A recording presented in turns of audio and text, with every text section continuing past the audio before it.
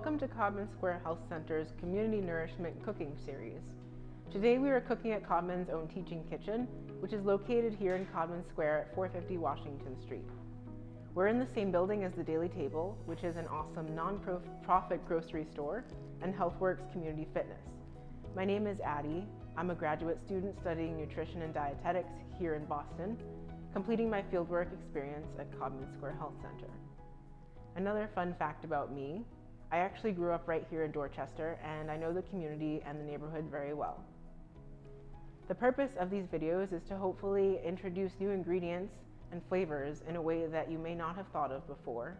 At the end of each cooking demo, we will share the cost per serving so that you can see how this recipe could fit into your lifestyle and budget. Codman's nutrition department hopes that these videos will inspire you to start cooking and also to make something new and nourishing.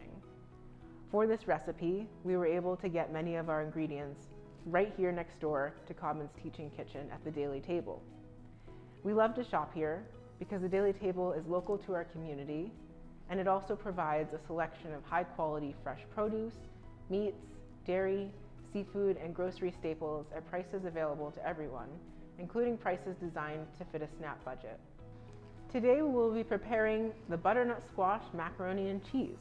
Not only is this recipe a creamy, yummy, and satisfying dish, it's also a great source of vitamin A from the butternut squash, as well as some calcium and potassium from our dairy. And these are great sources of calcium for bone health and are also involved in regulating kidney function. So we're going to start by heating a pot of salted water to a boil. Here's a cooking tip. Wait until the water starts to boil to add the salt. If you add the salt before, that can actually scar the bottom of the pan.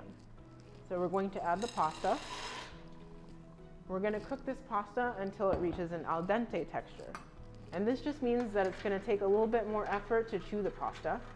The cooking time for this is about 8 to 10 minutes, but you also want to check the box for cooking times for pastas of your choice.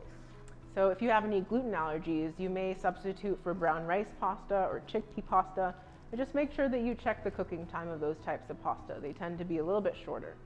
You may also substitute the flour that we're using for a gluten-free flour, which we'll be using later in the recipe. While the pasta is cooking, we're going to heat a medium heavy bottom pot over medium heat. To this, we're going to be adding some olive oil and butter. We need the butter to help create that creamy sauce that we associate with macaroni and cheese, but we're adding the olive oil to help reduce some of the saturated fat content that you're going to find in the butter. So the olive oil will give us some heart-healthy monounsaturated fat, which is really good, and also helps lower your risk for cardiovascular diseases. This is a good source of monounsaturated fat, as well as a little bit of polyunsaturated fat.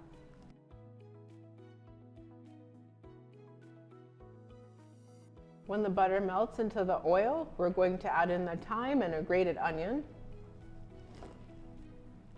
You want to cook the thyme and the grated onion in the butter for 1 to 2 minutes.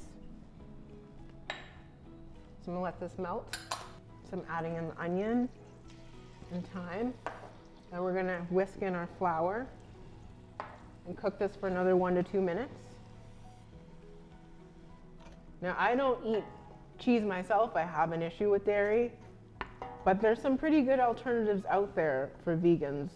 I've heard that Follow Your Heart is a really great brand of vegan cheese, but you do want to be careful of the sodium content in a lot of those. They're very high in saturated fat and salt. So now we're going to be adding our butternut squash. I'm going to stir this. Everything smells delicious. And then you get some beautiful color in there as well from the butternut squash. So it actually looks a lot like real cheese. Gonna let that cook a little bit so it can get a little creamier. It smells really good. So next we're gonna add our chicken stock.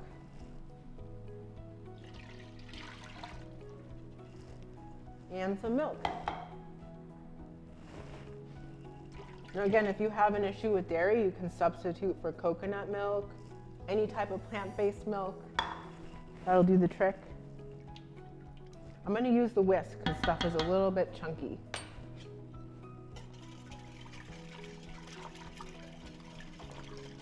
Yeah, that's how we want it. And I'm going to throw in my black pepper and nutmeg.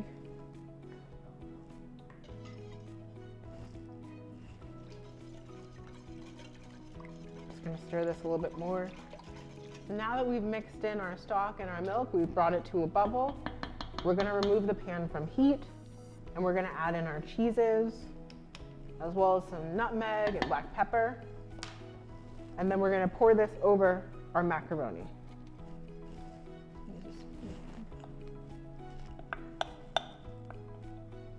Got some cheddar here. And if you're feeling creative, you can probably experiment with some other types of cheeses. See how that comes out. Now I'm going to add the Parmesan. Stir this. And you'll notice it start to thicken immediately. Want to let that melt. Stir it well. This smells amazing. I don't want it to be chunky, so I'm making sure I'm mixing it thoroughly. Unless you like chunky macaroni and cheese, no shame in that. And now that it's nice and thick,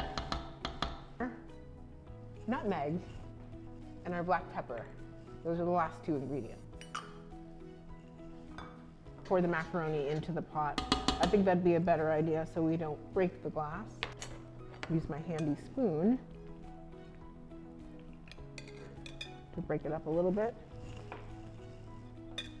And I'm going to put this in there.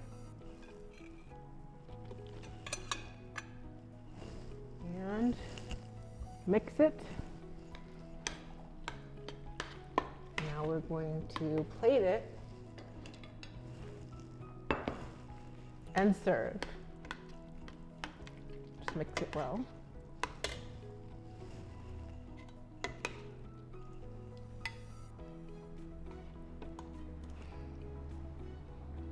That smells really good. And this recipe also serves 8 people and costs $1.08 per person. So I hope that we were able to introduce you to some new flavors and inspire you to experiment with this quick and nourishing recipe. For more recipes and videos, please check out Codman Square Health Center's nutrition website at codman.org under our health and wellness resources.